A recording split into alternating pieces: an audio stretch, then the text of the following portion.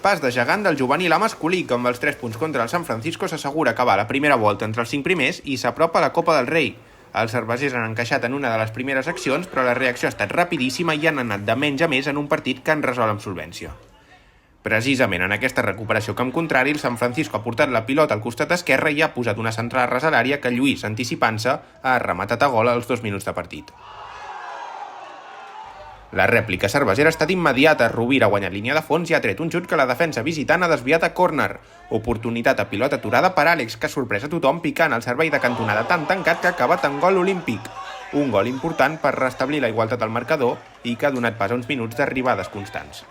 Àlex ha estat a punt de fer el segon just després a passada d'Isern, però entre el defensa i el porter han evitat en última instància que pogués rematar en bones condicions.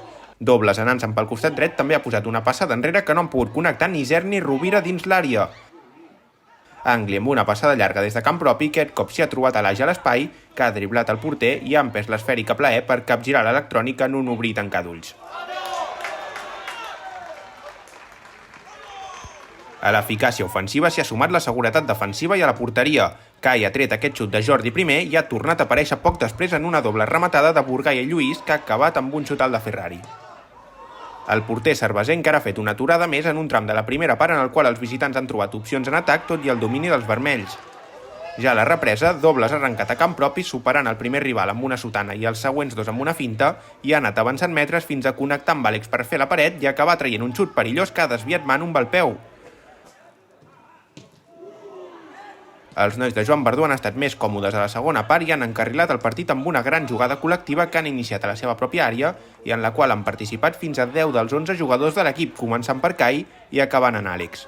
En total, 18 passades en 59 segons en una acció que ja havia arrencat prèviament amb la recuperació de Rovira per portar la pilota d'una porteria a l'altra i anotar un autèntic colaç amb ADN de la casa.